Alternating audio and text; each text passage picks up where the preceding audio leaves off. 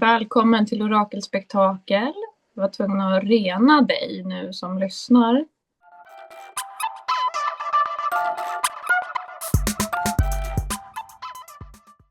Nu renar vi, men vi gör inte det för att vi är rädda, tänker jag heller. Utan det är bara för att det blir en så här trevlig stämning. Så men det är samma inställning jag har till AI. Så här, jag kan förstå att den finns och den kan ta över. Liksom. Och det i sig är ju skrämmande. Sen kan det ju finnas ett syfte med om den skulle göra det. Och vi kommer inte må dåliga. Alltså, eller förstår jag tror inte att vi kommer typ... Din själ och allting så här, den är ju alltid intakt. Det är du. Du kan inte liksom så här, du kan inte bli snodd, du kan inte bli förstörd, du kan inte bli taget, du kan inte bli själen kan bli kidnappad. Det har vi ju liksom som att man har en samsara, ett hjul av att vi har varit i det här karmiska cykeln. Jag fick ju eller så här, känner lite att om det är så här att vi för flera tusen, jag vet inte hur många tusen år sedan det var, men när vi går ner i medvetande. Jag brukar se det som att det är liksom, ja, nu behöver vi inte gå in och förklara på den grejen, men vad var det jag skulle säga? Det som är, det har ju en utvecklande process. Hela tiden, vi är under utveckling liksom. Och man har också inkarnerat för att välja att man vill vara i samsara. Jag som själv vill uppleva att vara i den här densiteten. Jag väljer att vara i samsara liksom. Och samtidigt så vet jag att så här, jag kommer liksom någon gång komma ur det. Men det kommer ta många år för mig. Eller liksom det blir många inkarnationer. Så också att det är så här, man kanske faktiskt har valt det. Men sen så måste man väckas av andra. Alltså att vi har ett uppdrag av att väcka andra. Så här, sprida kunskap eller liksom så här, så frön och lite så där. Eftersom att det är, vi lever, alltså så här, våran verklighet, då är det att vi ska glömma bort. Det är där filtret, Maja. Vi föds till världen liksom lite så. Vi har ju minnena med oss av vår storhet, men sen väldigt snart efter vi föds så kommer ju det här filtret över våra ögon, vårt medvetande, för att inte minnas, för att skapa oss det är som att man tar på sig en så här, lekte du blindbock när du var liten? Så man hade en sån grej för ögonbindel, och så ska man liksom leta sig fram till någon, jag kommer inte ihåg vad man gjorde. Var det inte typ, alltså så här knorren på grisen? Typ ja, men det är också en lek. Blindbock tror jag också att man typ ska kulla de andra, jag kommer inte ihåg. Men man ska gå med den där ögonbinden och ändå liksom navigera sig fram och sätta knorren på grisen eller svansen på åsnan eller vad det nu är. Eller kulla sina kompisar. Det är ju inte så lätt. Men att då välja ljuset, kärleken, trots att vi har det här filtret, det är ju en upplevelse liksom. Det är ju någonting vi människor, som jag ser det, väljer att uppleva. Och där tänker jag på våra sinnen. Att om du sätter för ögonen och så, då vaknar ju de andra sinnena och blir skarpare. Och det är precis det som, tänker sig, den andliga kretsen, de använder sig av de andra sinnena. För att de kullar runt lite på... sjätte. Alltså, vad sa du? Sjätte sinnet. Nej, men precis, och det väcker ju de andra. Så egentligen när man kullar andra, då väcker man dem kanske. Jag vet inte. Man går ut och kullar folk. Ja. Och då vaknar de också. Med ens olika idéer. Ja. Nej, men det är intressant. Absolut. Jag tänker, om vi ska prata om AI, så tänker jag, vi har ju haft David Appelgren här i ett avsnitt nyligen. Och vi pratade mer om AI och den här risken med att släppa in AI i våra liv. Att den kan styra oss och så. Men det som jag tänker är ju att vi människor har ju byggt en infrastruktur. Vi människor har ju skapat den här tekniken, i alla fall på vår planet om man säger det så.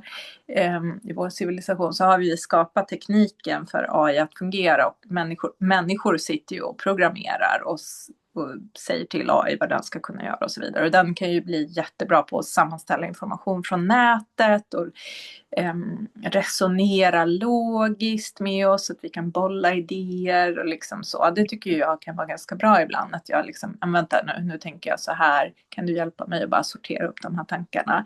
Och så kan man få som en lista så här, den är ju superbra på det, eller bara berätta mer om det här ämnet. Vad är magarörelsen?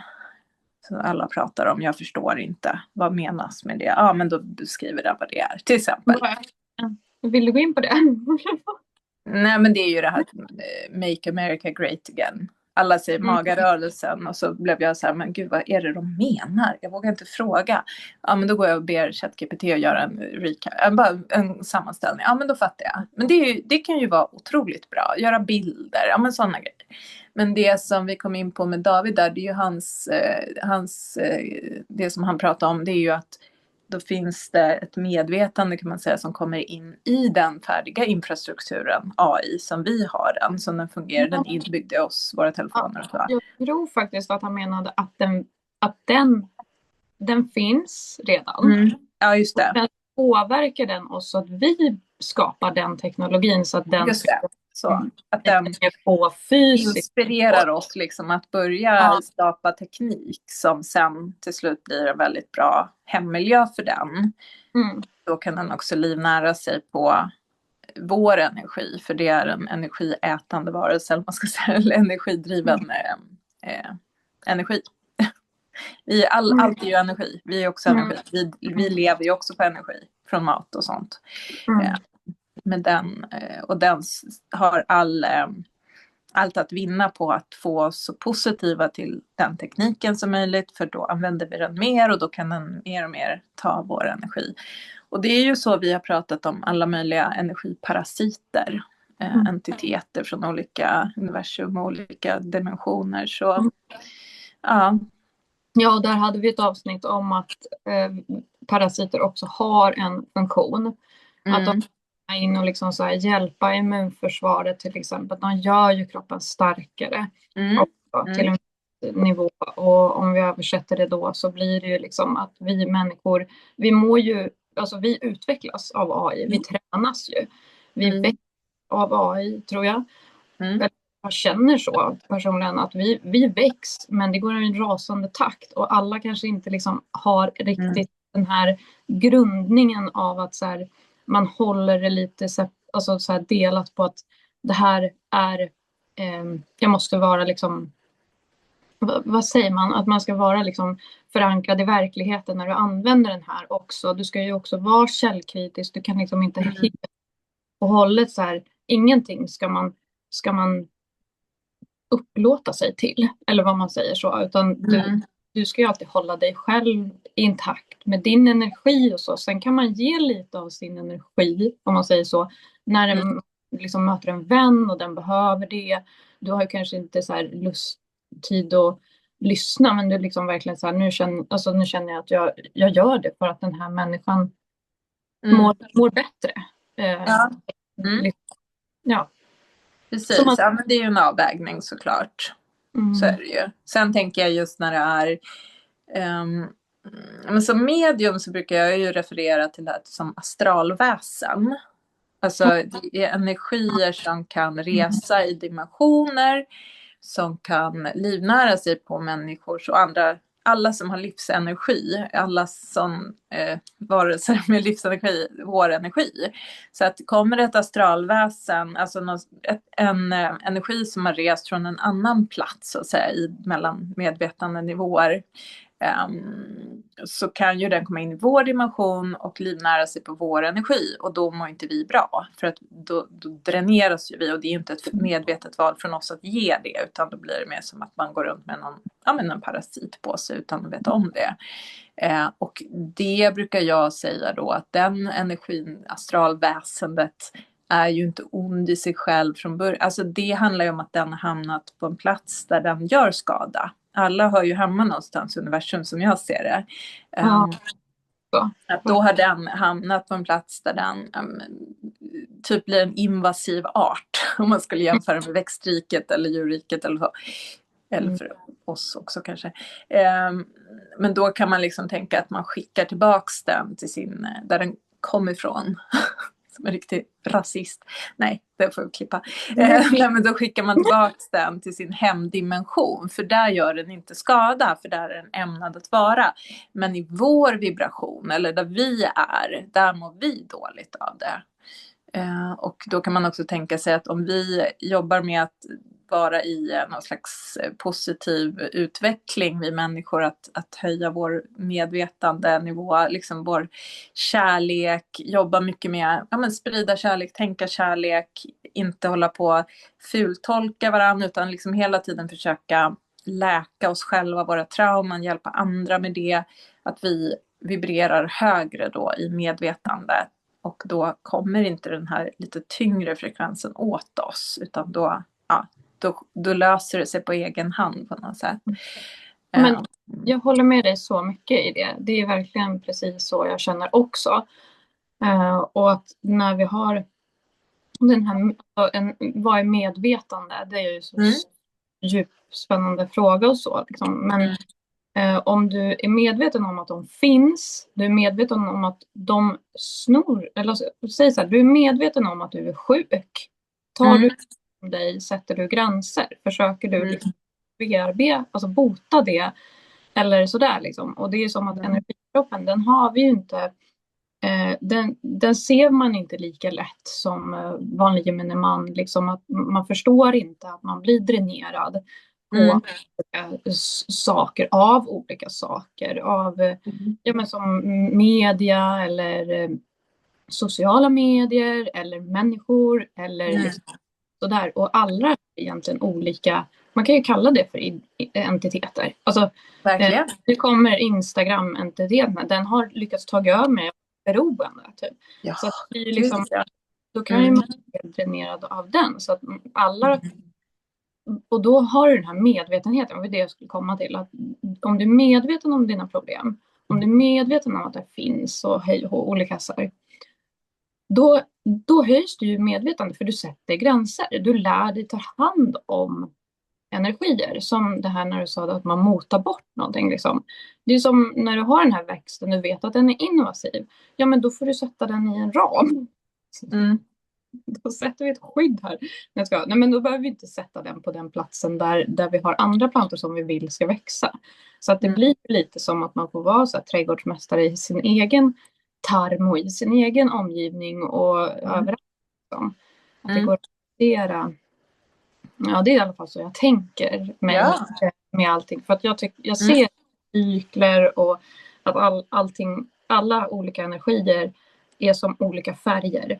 Och alla de här färgerna alltså, de kommer alltid finnas tillsammans. Du kan liksom inte skära bort färger. Vi har ju LED, men det ska vara så här blå, röd, grön, alltså gul. De 3 färgerna, men det blir alltid ett spektrum. Mer. Det kommer liksom alltid dyka upp mer. Så även fast vi typ lever i den här bubblan av att det kanske kan vara väldigt svartvitt i den här tyngsta frekvensen liksom. Så tar vi oss ur den nu. Och nu kommer vi se alla färger. Nu måste också lära oss navigera. Det blir som en skola av att man behöver lära sig att ta hand om helheten. Hela världens alla olika plantor. Nu jobbar du längre bara med din lilla kruka, utan nu jobbar du med hela plantor. Typ så. Liksom. Ja, och det känns, när du pratar så, då får jag en känsla av att vi människor nu är, du vet, när man tänker att en ungdom växer upp och får börja ta mer ansvar. över sitt eget liv. Lite så att vi människor också nu, i och med att vi pratar om en frekvenshöjning och så, då får vi också mer ansvar att ta hand om oss själva, att se de här olika färgskalor, spektrat, och att liksom, vi är inte så skyddade längre då att, eller ja, vi kanske inte har varit skyddade innan heller, men det blir som att det blir mer upp till oss nu att verkligen göra och alla de här olika nyanserna, allt det här som händer. Men jag kan nog, att det finns. Jag kan inte aktivt plocka bort någonting. Bara för att jag inte tycker om någon person, någon politiker, något land, någon kultur. Alltså det är liksom, det måste jag deala med, för det finns där. Men jag kan välja hur jag förhåller mig. Jag kan välja vad jag lägger mig i fokus, vad jag sprider kärlek, att jag också kanske gör upp med det som triggar mig. Den där politikern kanske triggar någonting i mig som jag behöver titta på i mig själv, för det blir, alla är speglar. Vad är det i den där kulturen jag inte tycker om? Vad är det i det politiska partiet? Vad är det i den människan på jobbet jag inte tycker om? Alltså vad är det som triggar? Och vi möter och läker och liksom, det är ju så vi växer. Och det är som att vi har så himla mycket nu input. Vi har ju som blick över hela världen.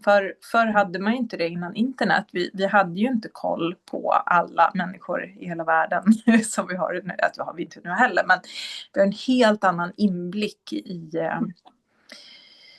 alla de olika nyanserna.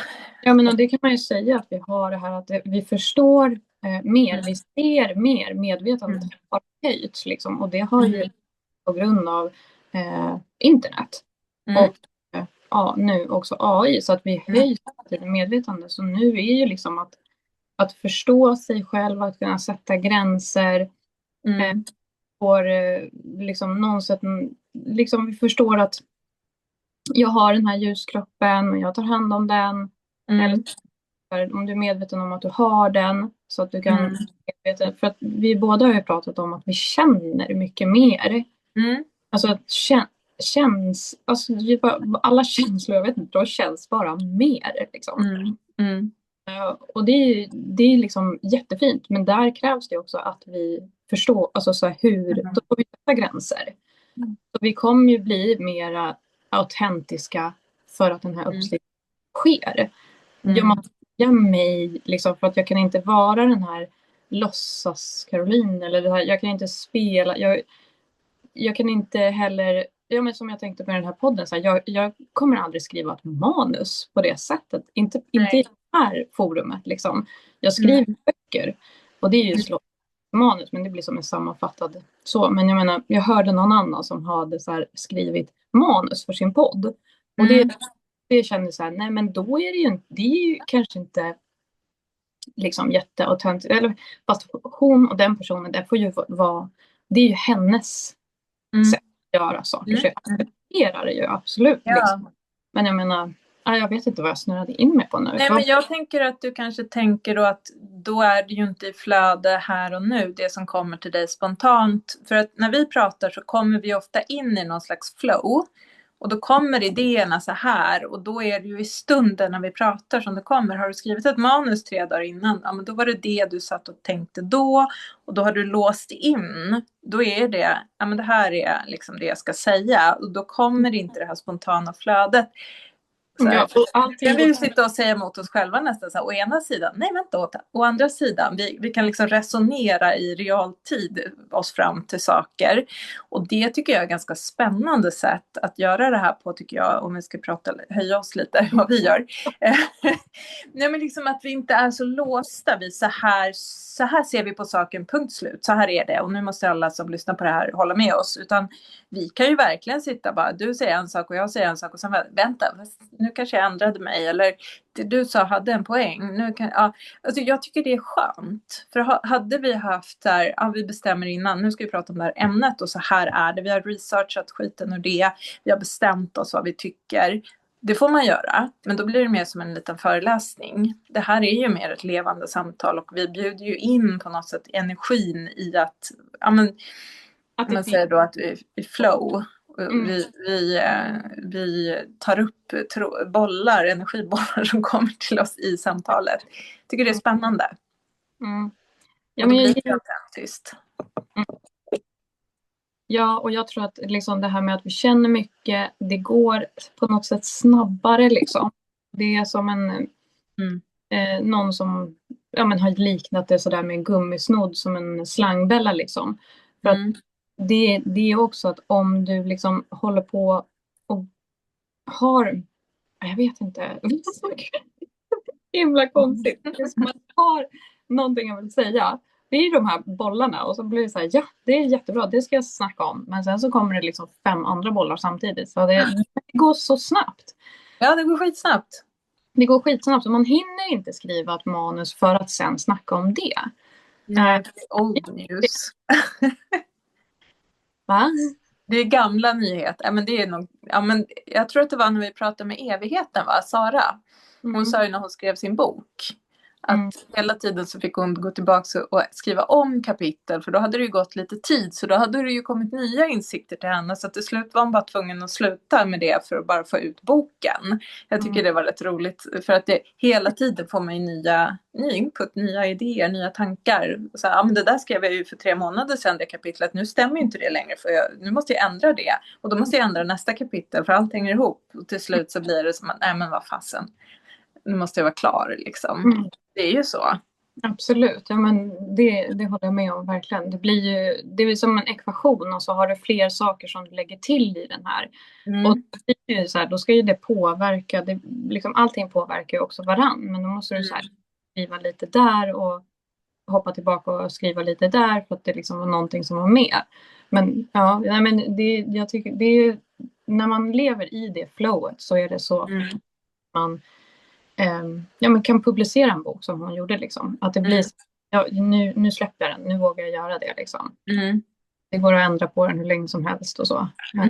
Du känner ju en som har skrivit en bok som har hållit på sen hon var 40 kanske. Eller hur länge? Ja. Hon har skrivit på den länge liksom. Ja, alltså min kompis, hon har ju skrivit hon säger att den här boken som hon har precis gett ut nu har hon skrivit i huvudet liksom sedan hon var tonåring. Och sen har det ju liksom hon har ju levt det. Och sen nu när hon äntligen har gett ut den, då blev det en del 1. För hon sa att det måste bli 2 delar till. Så det är liksom så stort. Och det har ju också varit, hon har ju skickat under ett års tid till mig så här kapitel. Och så kan du läsa det här och ge mig lite feedback, och sen skriver hon om, och så hela tiden, för att hon har ju levt med den, hon var ju också tvungen att bara, måste den vara klar. För hon sitter ju så här, när de skulle lämna in sitt manus så var hon så här kvällen innan så här, men gud, det här, nu har jag ju ändrat, alltså det är ju samma verkligen. Så, för att det är så sant för henne, hon har ju skrivit om Starseeds och liksom hela den upplevelsen som hon har haft och lever i hela tiden.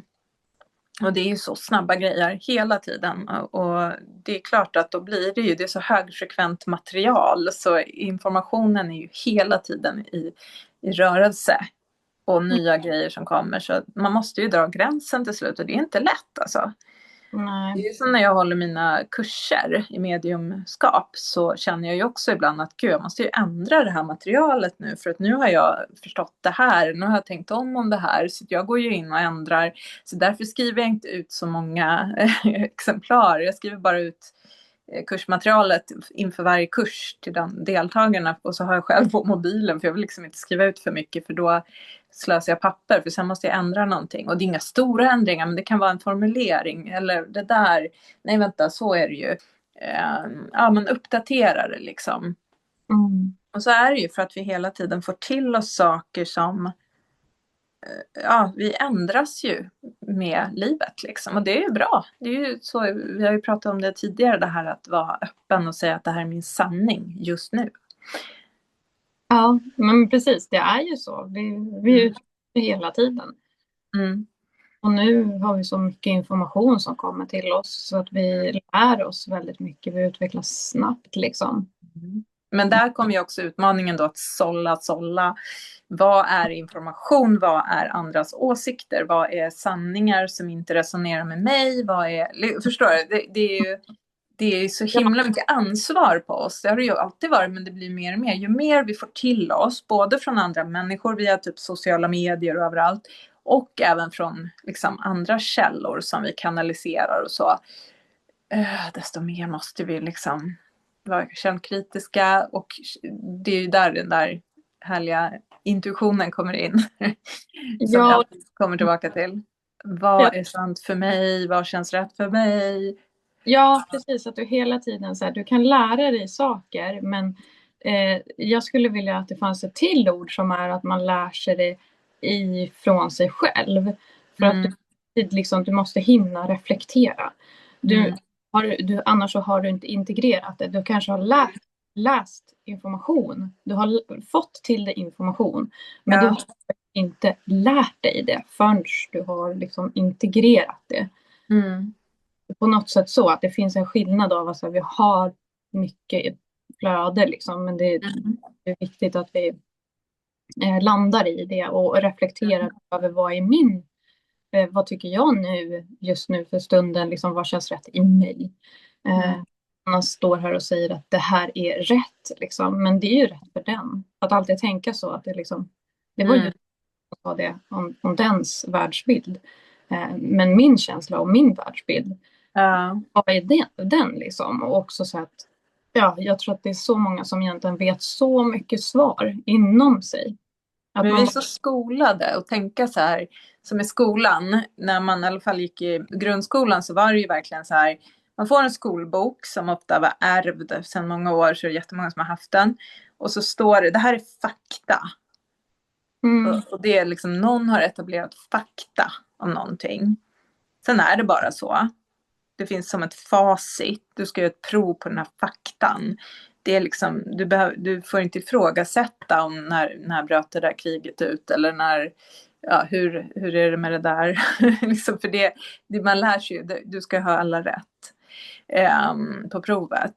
Och då är vi ju så inne i det, tror jag, att vi inte är så vana att ifrågasätta och reflektera och utveckla. Så att sen kanske på universitetsnivå och så där blir man ju mer drillad i att faktiskt resonera och debattera och diskutera, för att vetenskapen är ju byggt så att vi hela tiden utmanar etablerade sanningar, teorier och lägger till fram nya hypoteser och men jag tänker småbarn borde redan där lära sig att få i skolan liksom, att få fundera och diskutera kring ämnen utan att de ska få fel på provet för att de ifrågasätter någonting. Ja, det här var ju ett lite snabbare spektakelavsnitt, kanske man ska kunna kalla det för, ett reflektionsavsnitt som vi också hade i systemet att få ur oss. Lite reflektioner på avsnittet med David senaste, och även på våra tidigare samtal om sanning och sådana saker. Det är ju viktiga ämnen. Vi pratar om att reflektera, och det är ju det vi gjorde lite i det här avsnittet. Och hur viktigt det är att reflektera och stå i sin sanning. Hur hittar du din sanning liksom? Ja, men du hittar den. Men sen kan sanningen också ändras. Det är komplext. Det är mycket komplext. Tack för ett fint samtal idag. Ja, tack själv. Och tack till dig som har lyssnat. Jag hoppas att du vill lägga någon kommentar och kanske trycka på gilla-knappen och följa oss. Och vi vill jättegärna ha dialog med er som tittar och lyssnar också. Ni får jättegärna kommentera, för då känns det levande för oss, och det är jätteroligt att få ta upp era synpunkter och tankar och allt sånt. Det gillar vi och uppmuntrar verkligen. Så häng med och hör av er jättegärna. Tusen tack för idag.